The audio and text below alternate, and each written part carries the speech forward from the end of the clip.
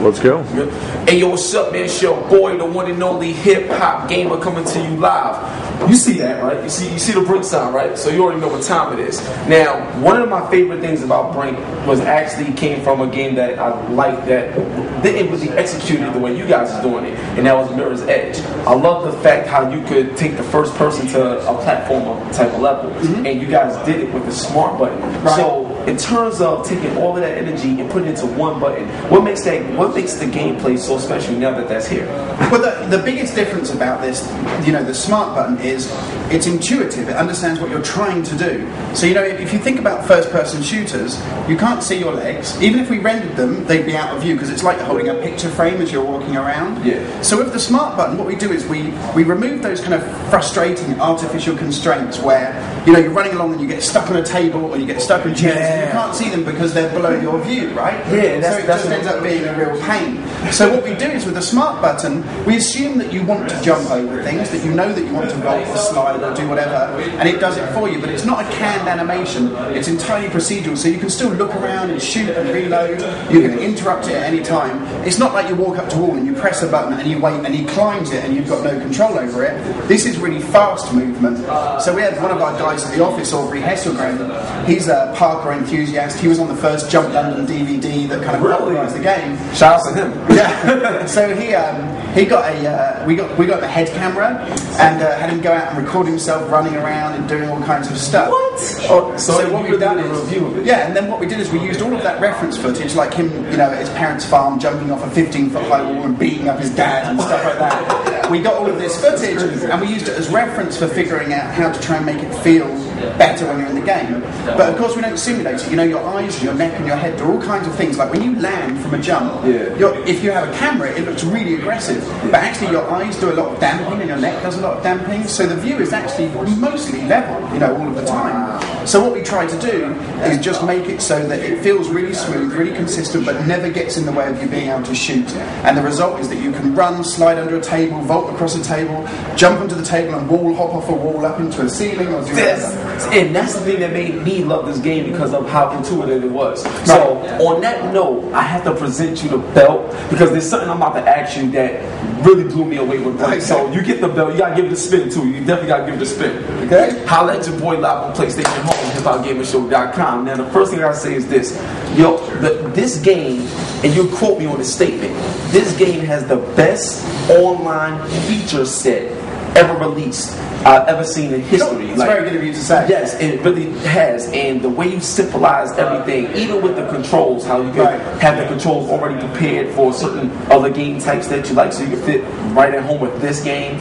Also, the feature set in terms of it feels like a team game. Every time you play this game, it feels like you are part of a team. As opposed to a game like Call of Duty, you can have team deathmatch and you still feel like you're alone. Well, so it's amazing. What we do, it all starts with, honestly, we bribe people with experience points whenever they do something that makes the game more fun for somebody else, right? Wow. And those experience points you get to then spend on cool weapon unlocks and upgrades, cool new abilities, tools, items, gadgets for your character, the awesome outfits that allow you to customize the way you look and everything. Customization. So there's always something fun around the corner if you help your team out, if you help your buddies, and if you make the game more fun for them. So that's really what the game's about. It's about rewarding, team play, about coordinated team play.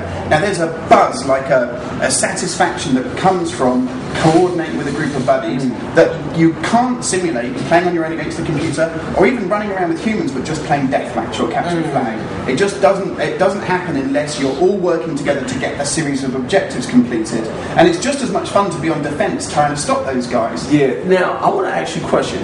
Is there multiple story modes or storylines in this game? Just because looking at this game from a multiplayer standpoint and the way it is, I would love to see a story where it's a team involved and as well as a story where it's single player. So will we see that's exactly how it works. What you have is you have an entire storyline for the security and a storyline for the resistance. So the security represent the wealthy original founders of this big floating city. The resistance are fighting on behalf of the refugees. So the resistance, all of their equipment is begged or borrowed or stolen. It's all knackered out and looks really bad, and it's all kind of customized. The security have more resources, so they've got the really cool, slick-looking, futuristic security uniforms and outfits and armor and stuff. As you play through that campaign, there's a big arcing storyline with cinematics that get you into and out of every mission. Those are VO from your commander telling you what to do, and interstitials when you blow big stuff up with a big explosion. You do all that kind of standard stuff that you expect. But when you get to the end of that security campaign and you've completed the whole thing, you can go right back to the beginning and now fight the entire Civil War as the Resistance instead, and learn their side of the story. And there's always two sides to a story. Like the level that you've been playing here today, it's called Container City, right? Yes. When you go into security, you're told there's a dirty bomb, right, that you're going in and you're trying to recover. So you remember, we escorted that diffuser robot through the town, we built that crane, got it across, fought our way into the end, got into the container, took the data sample back to the chopper, and we escaped.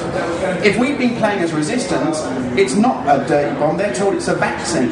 So it's not a biological weapon at all. It's a vaccine to solve a plague that they have in Container City. So they both sides believe they're fighting for right. And in some ways both are true, because a vaccine can be a bioweapon depending on the way that you look at it, right? That's incredible how dynamically it changes it, right? Right. That's incredible. So what we've done is our writer, Ed Stern, has tried to write the story for both sides that kind of confuses and confounds those traditional views of right and wrong, and shows that it's often much more grey, the idea of the combat.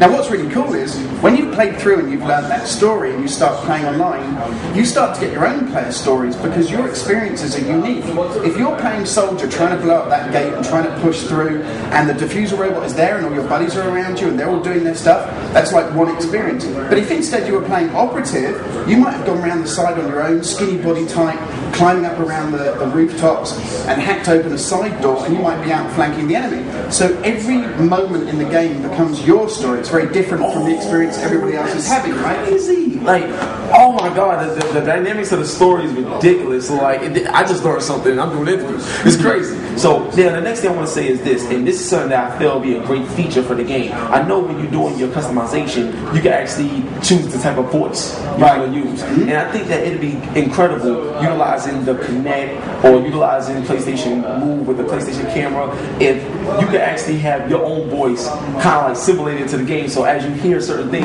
you actually hear you. I think that there is potential. I suppose that the challenge with Brink is we have thousands of lines of dialogue. So when you choose your accent, we had 8 different actors, and all of them have the same kind of jokey, irreverent attitude, right? So we take the mickey out of the British accent, we take the mickey out of the American accent. We've got a great actor who does a kind of southern states, really, really cool old black guy's voice. You might have heard him, I think it was Raymond. So we have a bunch of different accents that suit different ethnicities and different types of people. At Splash Damage we've got 22 different nationalities. So wow, that's crazy. So it's a very kind of multicultural company, right? Yeah. So in our game you can choose whether you want it to be black or Asian or Caucasian. You can then set your skin tone, you can then set your accent. But when you pick that voice, we've had to record 8 times all of the dialogue for the game, so that you can have the voice that you want, so the way that you want to be represented when you're playing. And that's really the idea behind it. So then when you go online and you play, if you chose that you wanted to have an Irish accent, for example, and you're online and you're playing, then that's the accent everyone's going to hear when you're using missions, when you're completing objectives. If you're incapacitated and I shout, "I'll revive you," you'll hear it in an Irish accent because I took the mission to revive you. If you're playing as an engineer and you had one of the more sort of Asian accents and you said, "I'm going to repair the crane," it will use that voice for all of your radio communications throughout the game. So that voice box becomes kind of attached to the identity that you have when you play online. You are blowing me away with this game. Like, I know I gotta get ready to wrap this up soon, definitely. First of all, I just want to say congratulations on this brand new ambitious project. And I want to ask you a question. Is it the range engine that you guys using with Brink, or what engine are you guys using to power this? Because this looks phenomenal, for real. Well, we worked with id Software for about 6 years before we started Brink. We were lucky enough to get to work on the Wolfenstein, the Doom, and the Quake brands, those in those universes with their own games. And so when we started work on Brink, we just finished Enemy Territory Quake Wars, and really we've done a lot of work on id 4 with id Software to really bring that up to speed. Okay. At the point, this was about 3 years ago, Rage wouldn't have been ready for the networking stuff that we wanted to do, and for Brink, we wanted to be playing multiplayer 2 months after we started. Wow. Because we wanted 3 years of balancing, playing, and so you must get the multiplayer game up as quickly as you can if you want all of that iteration, right? So we started with the id 4 engine, but since we started, we've replaced pretty much everything. It's got a brand new renderer, it's got brand new, core technology code for the 3 different platforms. It's going to be on the Xbox 360, PlayStation 3 and PC. And, PlayStation 3 has always been our lead platform.